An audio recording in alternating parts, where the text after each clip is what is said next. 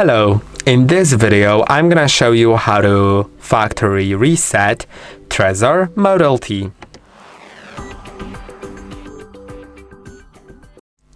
To do it, go to Settings, then Device, and before I do that, please make sure that you have your backup phrase, these 12, 18, 20, 24 or 33 words written down somewhere safe and you have access to them, and make sure that they are written correctly.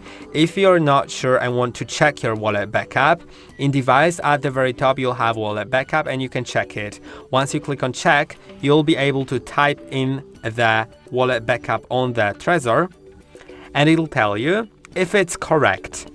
If it's correct, if you can read all the words, if they have all been written clearly and you're sure that you can read these words, then it's great and you can continue.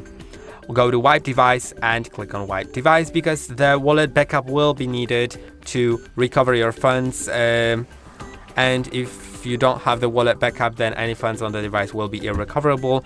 Also, you may want to wipe the device if you have lost your wallet backup, but before you wipe it, first transfer all the funds to a different wallet. Then you can wipe device, understand that this action deletes all data on the device, and understand that you must have a wallet backup in order to regain access to your funds.